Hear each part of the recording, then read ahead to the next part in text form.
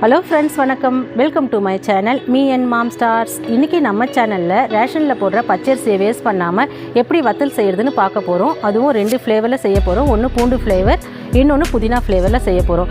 வெளியில் வாங்குகிற வத்தல்லையும் சரி அப்பளத்துலையும் சரி நிறைய கலர் ஆட் பண்ணுறாங்க. அதெல்லாம் சாப்பிட்றது உடம்புக்கு ஹெல்த்தி கிடையாது. இந்த மாதிரி நம்மளை வீட்டிலே செய்யும் போது ஹெல்த்தியாகவும் ஹைஜீனிக்காகவும் செய்ய முடியும். வாங்க எப்படி செய்கிறதுன்னு பார்க்கலாம். ரேஷனில் போடுற பச்சரிசியில் கல்லெலாம் நிறைய இருக்கும். அதெல்லாம் க்ளீன் பண்ணிவிட்டு ட்ரையாக மிஷினில் கொடுத்து அரைச்சின்னு வந்துடுங்க. அதுக்கப்புறம் அதுலேருந்து 1 டம்ளர் மாவை இந்த மாதிரி போட்டுட்டு 1 டீஸ்பூன் பெருங்காயம், 1 டேபிள் ஸ்பூன் சால்ட்டை போட்டு நல்லா மிக்ஸ் பண்ணிவிடுங்க. 1 டம்ளர் மாவுக்கு 2 டம்ளர் தண்ணியை ஊற்றி நல்லா கரைச்சி வச்சுடுங்க.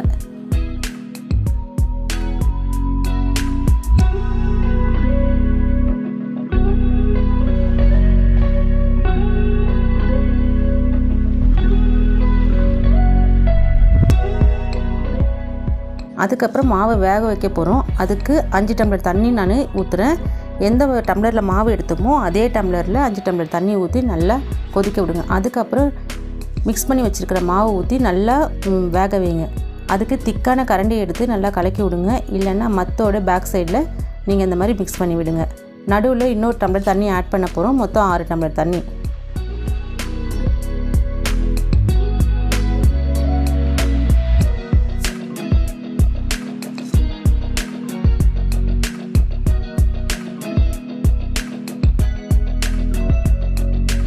மாவு வேகிறதுக்கு ஒரு 15 நிமிஷம் ஆகும். மாவு வந்து ரொம்ப தண்ணியாகவும் இருக்கக்கூடாது, கெட்டியாகவும் இருக்கக்கூடாது. ஸ்பூனில் எடுத்து ஊற்றுனீங்கன்னா ஓரளவுக்கு ஊற்றுற மாதிரி இருக்கணும். அந்த ஸ்டேஜில் இறக்க போகிறோம்.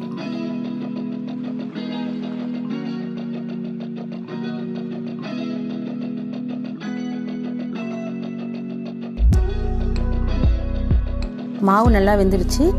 இதை இப்போ இறக்கி ஆற வைக்க போகிறோம். மாவில் 2 ஃப்ளேவர் ஆட் பண்ண போகிறோம். ஒன்று பூண்டு ஃப்ளேவர், இன்னொன்று புதினா ஃப்ளேவர். ஃபஸ்ட்டு பூண்டு ஃப்ளேவருக்கு 1 பூண்டு நான் எடுத்திருக்கேன். அது கூட ஒரு 5 காஞ்ச மிளகாய் போட்டு இந்த மாதிரி அரைச்சி வச்சுருங்க.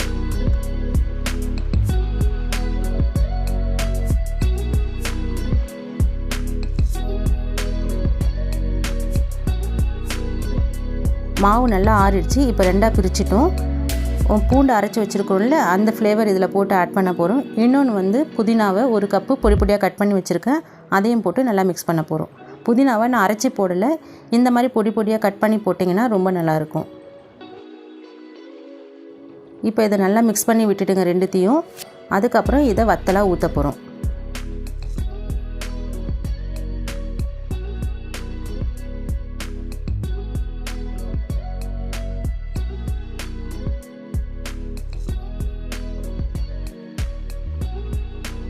நல்லா வெயில் வர இடத்துல இந்த மாதிரி ஒயிட் துணியோ ஏதாவது ஷாலோ நீங்கள் போட்டுடுங்க. அதுக்கப்புறம் ஒரு குழி கரண்டி எடுத்து இந்த மாதிரி ஊற்றிடுங்க. இப்போ மாவு ஊற்றும் போது மொத்தமாக தான் இருக்கும். நல்லா காஞ்சிடுச்சுன்னா மெலிசாகிடும். சூரிய வெளிச்சம் நல்லா இருந்ததுன்னா 2 நாளில் காஞ்சிரும். அப்படி இல்லைன்னா ஒரு 4 நாள் ஆகும் காயறதுக்கு. நான் வந்து உங்களுக்கு 1 டம்ளர் மாவில் தான் இதை ரெடி பண்ணி காமிச்சிருக்கேன். 2 ஃப்ளேவரும் ஒரே துணியில் போட போகிறேன்.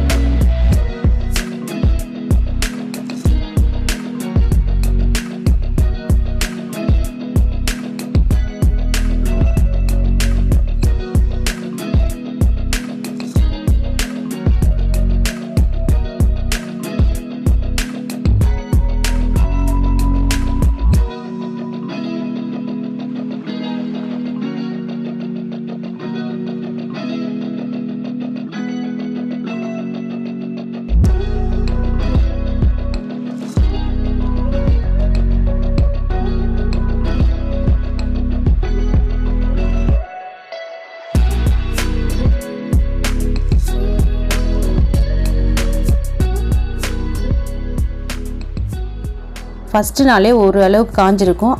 அந்த ஸ்டேஜில் போட்ட துணியை பேக் சைடு திருப்பிட்டு கொஞ்சம் தண்ணி தெளித்து இந்த மாதிரி எடுத்துருங்க. இந்த மாதிரி எடுத்து தட்டில் வச்சுட்டு இன்னொரு நாள் காய வச்சுருங்க.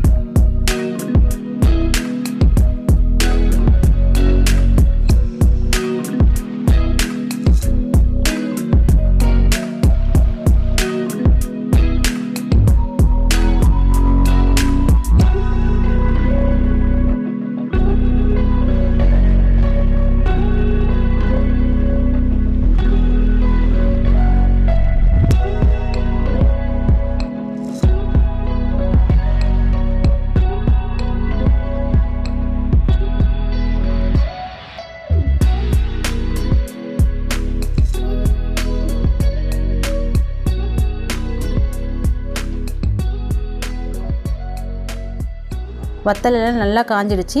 இப்போது பொரிச்சு எடுக்க போகிறோம். ஆயில் வந்து நல்லா சூடாக இருக்கணும். அந்த ஸ்டேஜில் இந்த வத்தலெல்லாம் போட்டுட்டு பொரிச்சிடுங்க. இந்த 2 ஃப்ளேவர் வத்தலும் ரொம்ப டேஸ்ட்டாக இருக்கும். நீங்களும் இந்த மாதிரி ஒரு தடவை ட்ரை பண்ணி பாருங்கள்.